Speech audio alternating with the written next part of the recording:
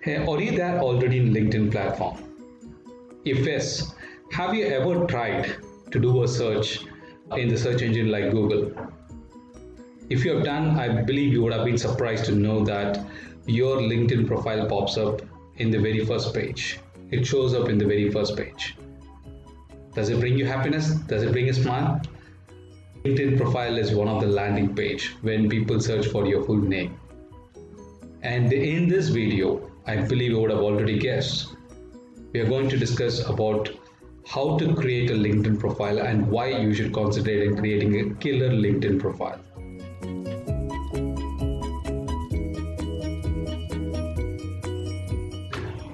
I believe after seeing our previous video by Karthik about 3 reasons why LinkedIn helps with your personal branding, you would have got excited to create your new LinkedIn profile, or you would have gotten into LinkedIn to update your profile so that your profile becomes eye-catching. And we are here to help you out, we are here to guide you out on how to create an eye-catching LinkedIn profile.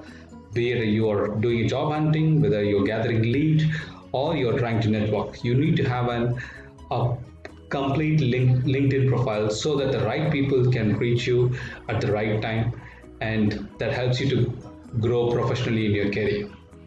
So without any further delay, let me jump into a profile.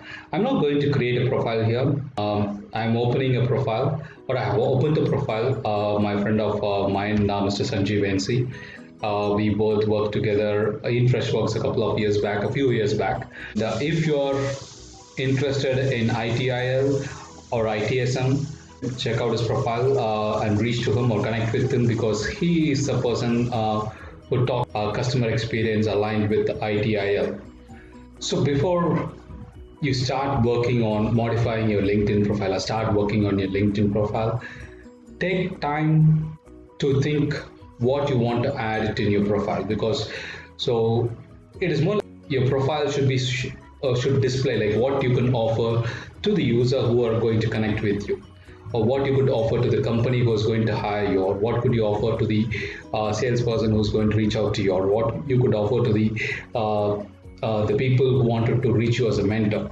So think a lot around this angle, and it is always like when you create a profile, not boasting more about yourself, instead what you can offer to the end user, it makes a huge difference. So think and take a lot of time on that.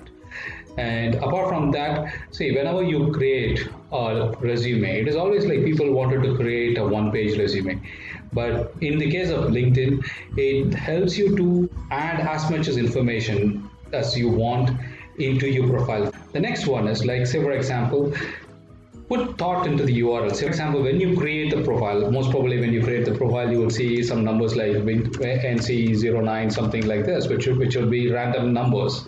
But instead, try to create your own LinkedIn URL, modify it.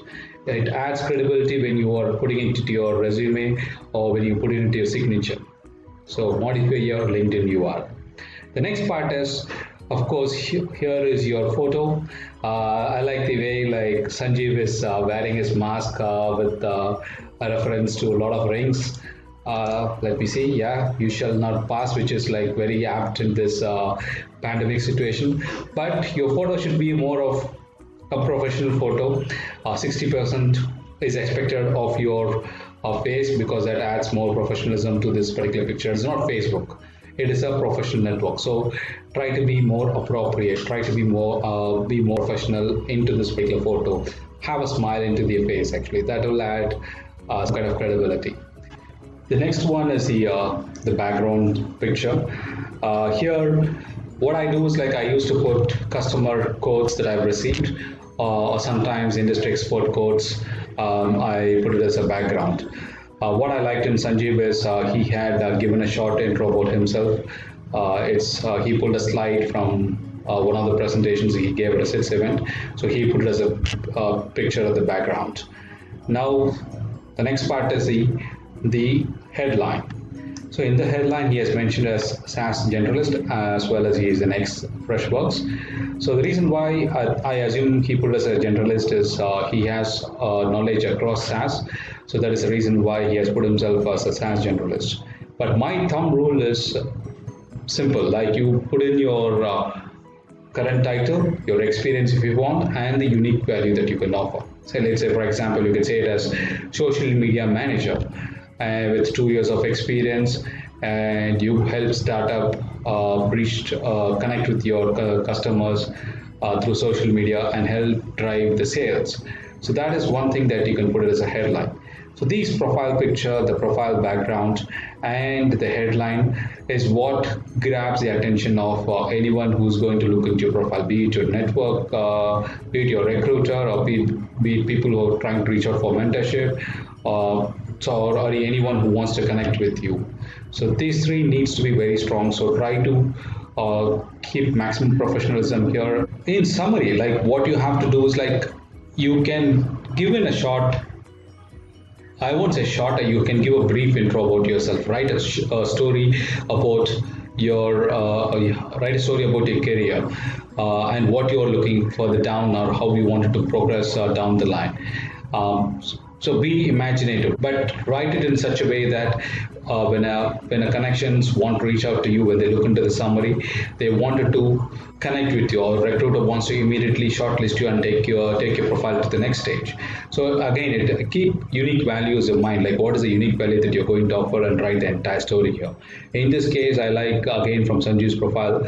If you look, I know he's a problem solver. So how he has connected his problem solving ability with customer experience. So he has elaborated a little bit here, and also like he wants to create a team which he believes that one has to provide true customer experience. So be imaginative, but be to the point. Like don't add that is not relevant to your career, but add whatever that is relevant. And of course, like I also say that you add your achievements, or maybe like key achievements during your career. Try to highlight them in the summary section. The next comes the experience. We're not going to talk about the activities and so on. Experience, try to keep the experience up to date. Try to capture key responsibility that you had in that particular role in that organization, and it should be up to date, and it should be aligned with your current and your future goal. So try to keep updating your experience accordingly. And one of the things that I always say that for my connections and my colleagues is that add media-rich content, like like a video or a podcast audio that you have done with your friend or your colleague, or maybe the presentations that you have done at various conference, or maybe something like your GitHub link or whatever it is. Like try to give as much as information here in your experience page. If you further scroll down, I like the way he has added so many, he has detailed all his responsibilities, roles and responsibility. And then of course, when you come into the certification pass side, he has done certifications that adds value to his career. Like say for example, he's an ITIL enthusiast, as I said in the intro. So he has done the foundation level certificate. Again, like since he is more from the support background in his initial days, he had a passion for that. He has done Google IT support specialization. So try to do certifications and try to keep updating them in your LinkedIn profile. And apart from that, there is a volunteer experience. So if you had, like say for example, Karthik from DoyenThoughts, he's very much interested in organizing events. Now let's assume he's connecting to Sanjeev. It gives him a chance, like okay, he has done like fundraising, he has been volunteer and fundraising volunteer. So let me connect with them to see whether we can collaborate to do some events, try to raise some funds. So it's easier for them to connect. It's a starting point. So it breaks the ice between those two. So try to update your volunteering experience. Again, like they would also wanted to see how your life is outside your professional. So it's always good to have. It's a nice to have. Then comes the important one is the skills. Add as much skills as possible. Like I know Sanjeev has done, is familiar with HTML, CSS. He's a good product marketer. Like then pre-sales support. So these are both, he can add both your technical and non-technical skills and try to get endorsed on those skills. Now comes the recommendations. So recommendation is very, very important. Try to get as much as recommendation. It adds weightage to your profile. It's something that you have. If you don't have one, I would say try to get one from your manager or from from with whom you worked or from your clients, because it is a testimonial for you. Like they know, like if a recruiter comes in, okay, now this guy has very good recommendations from his previous manager, from his client, so he is a very good profile. So just think in that way. Like again, like when you're connecting with your one of your leads, if they know that you have worked with big clients and you have got a very good name among them, they would be interested to collaborate with you. So and do business. So try to get as much as recommendations as possible. I recommend people to get at least one recommendations every month, if possible. Try to do that. That's an ideal one that I'm saying. But the simple rule is the more you have, the better it is. Again, like don't try to receive other recommendations. You will get you will receive recommendations only if you start giving someone recommendations. So it's a give and take policy. So do that, but be genuine with your recommendations. Try to be when you give recommendations, also take a careful approach.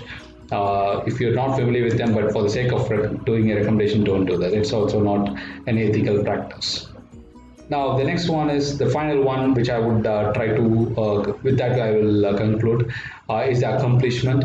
So accomplishment, again, like whatever awards, whatever accomplishments that he has done, try to update. He has tried to update it here. Say, for example, he was a young ITSM social media influencer, or he was a young ITSM professional of the year, which I think it was around 2019 or 2018. So trying to add all those informations, because from let's say from a recruiter standpoint, these accomplishments, awards, these are all something that is that sparkles in your profile. They immediately they know, okay, this is a really good profile. Okay, now I can definitely maybe skip to one or two levels, or someone who wants to verify your profile.